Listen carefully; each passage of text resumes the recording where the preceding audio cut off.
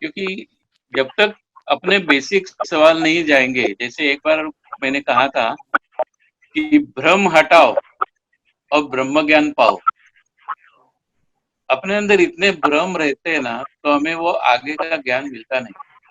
इसलिए पहले जितने भी भ्रम है निकाल दो। वास्तव में वो निकालने बहुत जरूरी है। इसलिए गुरुजी ने लिखा है विकार पीड़ा अर्पित करो, लेकिन वहां कोई अर्पित करता ही नहीं है। तो विकार पीड़ा जब तक अर्पित नहीं करेंगे, अपने अंदर के भ्रम जब तक निकालेंगे नहीं, तो वो ज्ञान कहाँ से मिलेगा। इससे पहली क्रिया वही है कि विकार पीड़ा अर्पित करो। आचरण में लिखा है।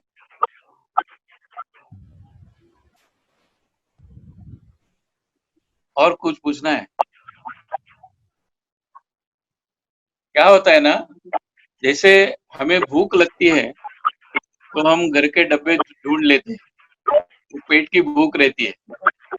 और अपने अंदर की भूख जो है, जिज्ञासा, वो प्रश्न के माध्यम से बाहर निकलती है। तो वो करो।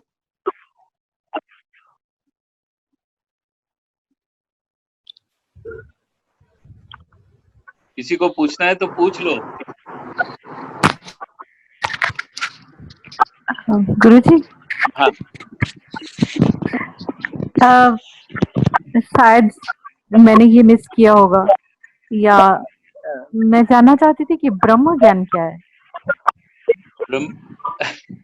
वही मैंने अभी कहा कि भ्रम हटाओ तो ब्रह्म ज्ञान पाओ।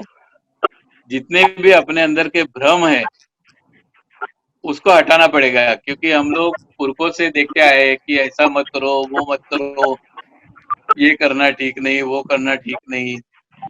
ये हम लोग अपने अंदर बहुत पालते हैं, तो अपना जीवन जो है बहुत अवगढ़ बन जाता है। तो इससे उसमें से बाहर निकलो तो आपको सही ज्ञान मिलेगा। और गुरुजी तो वही करते हैं। गुरुजी की शुरुआत वही रहती है कि बेटा तू बिंदास रहे, मैं हूँ। तो पहला भ्रम वो निकल जाता है कि अब मेरा कैसा होगा, ये भी अपना भ्रम रहता है। तो गुरुजी पहले वो भ्रम निकाल देते हैं। तो भ्रम निकालो, यानी जो फॉल्स मानता होगी अपनी, उसको पहले क्लियर कर लो।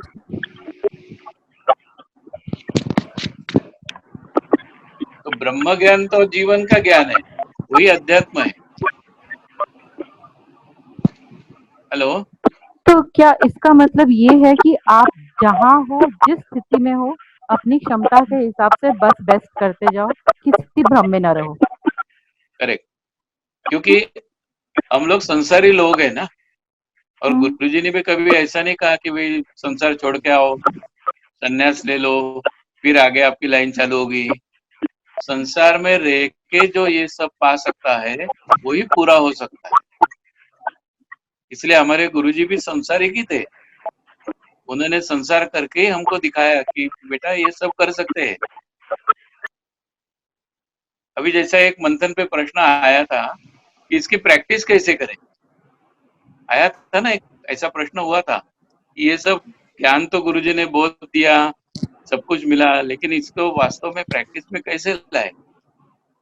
तो एक बार गुरुजी ने कहा था कि हम लोग संसार के लिए पूरे 8 घंटे काम करते हैं, तो लाइफ को बैलेंस करने के लिए शाम को ये काम करो, तो लाइफ अपने आप बैलेंस होती रहती। बात समझ में आ रही है? नहीं, मिस हो गया। क्या करते रहो आप? आधे 8 घंटे काम करने के बाद? सांसारिक काम 8 घंटे करते हैं, उसके बाद में हम्म, जो गुरुजी ने सिखाया उसका चिंतन मनन और वो काम चालू करो, तो जीवन बैलेंस होगा। Got it. Got it? Guruji ने थैंक वो यू। पहले ही बता दिया था। लेकिन हम लोग क्या करते हैं, चिंतन मनन के लिए हमें समय ही नहीं है। अभी ये अच्छा है, लॉकडाउन की वजह से सबको समय मिल रहा है। क्या सब लोग घर में बैठ के सबको समय मिल रहा है कि चलो अब किसी को बोलने की जगह ही नहीं है कि हमें समय ही नहीं है। बाकी वैसे देखा जाए तो उसको सही बात। समय निकालने की भी जरूरत नहीं रहती, क्योंकि अपनी लैब तो हर समय वक्त ही अपने साथ ही समय है। रहती है। बराबर है ना? हमारी जो लैब है वो हमारे साथ ही रहती है। हम कभी भी चिंतन मनन कर सकते हैं, जहाँ है वहीं भी।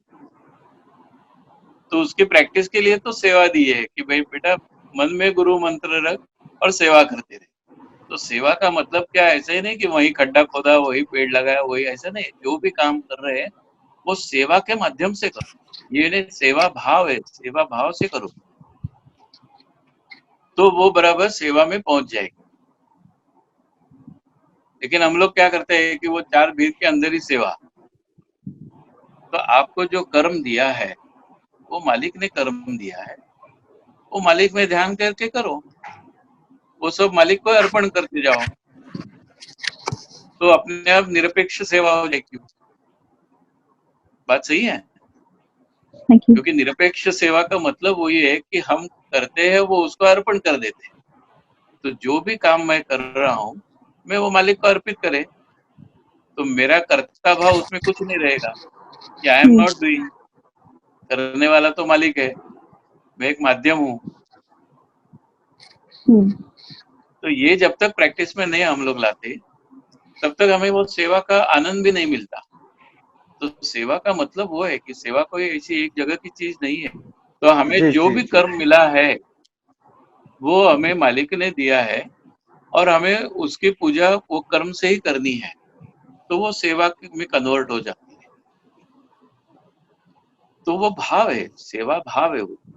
जब तक वो भाव पैदा नहीं होता तब तक मैकेनिज्म चलेगा। जैसे गुरुजी ने एक लेक्चर में कहा था कि सत्य प्रेम सेवा, तो सत्य भी है, सेवा भी है, प्रेम नहीं है यानी भाव नहीं है, तो वो फलित नहीं होती ना।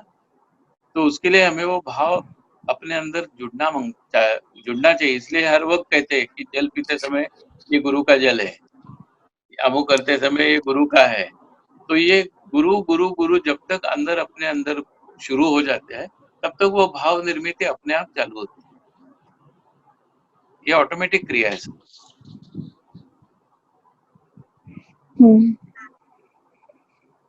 Are you satisfied with this? हाँ, थैंक यू। वेलकम। सॉरी, बोल सकते हो?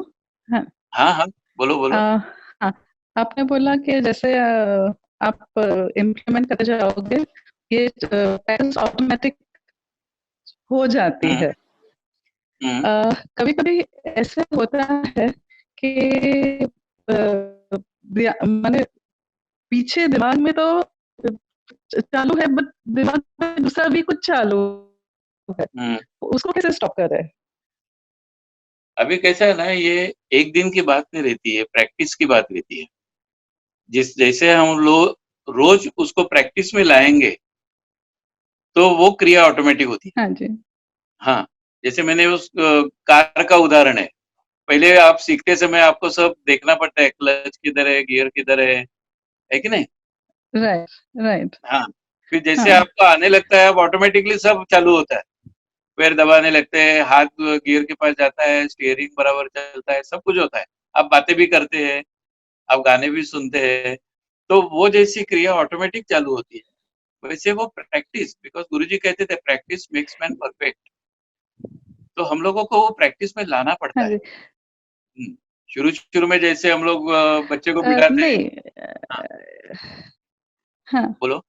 हाँ नहीं, मैं क्या बोलना चाहती हूँ कि सपोज अभी मैं खाना बना रही हूँ, जी। ओके, तो मंत्र पीछे चालू है, ध्यान दे रही हूँ, बट किधर किधर कुछ और बात में ध्यान अलग हो जाता है। हाँ, भले भले पीछे बैकग्राउंड में भले मैं मंत्र बोल रही हूँ, but may be for whatever reason कुछ दिमाग पे चल रहा है तो उसमें डाइवर्ट हो जाता है। फिर again I have to consciously myself back कि नहीं, अरे किधर हूँ मैं करके वापस आ जाओ करके। सो इन दैट केस ऐसे टाइम पे how do I avoid that? वही, it is because by the practice only. क्योंकि शुरू में तो होगा, अच्छा शुरू में होगा, अच्छा। हर एक के साथ होता है। हाँ ऐसा कुछ नहीं कि किसी के साथ जी। नहीं होता है, ये शुरू में होता है। लेकिन हमें ये ध्यान में आना चाहिए कि अरे मेरा ध्यान हट गया। वो नहीं अगर आएगा हाँ तो हम ओके, उसमें बहते जाएंगे। That is important. हाँ, समझ तो में हम आया। उसमें बहते जाएंगे और अपना ये ओके छूट ओके जाएगा। ओके। तो हम लोग वापस हाँ जी, हाँ जी, हाँ जी, आना ओके, चाहिए।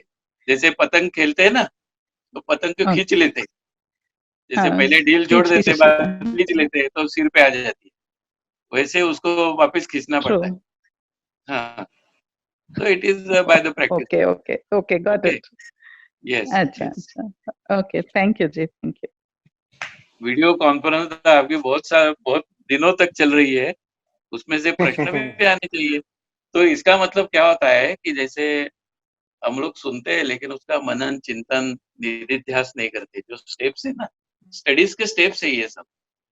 तो जो सुनना है उसका चिंतन करना चाहिए, मनन करना चाहिए, फिर उसमें मेरी बुद्धि पे क्या बराबर समझ में आया है, नहीं आया तो अपने आप निकलना चाहिए, वाह क्यों, ये सब आगे ले जाने की चीजें हैं। जब तक हमारे अंदर क्यों नहीं आता है, वाह नहीं आता है, तब तक हम लोग आगे नहीं जाएंगे, नहीं तो फिर हम लोग सुनते ही रहेंगे। और सालों से या जन्मों से हम लोग सबको सुनते ही आए हैं। जैसे गुरुजी कहते थे ना, पीढ़ी दर पीढ़ी सब सुनाते रहे, करा किसने नहीं।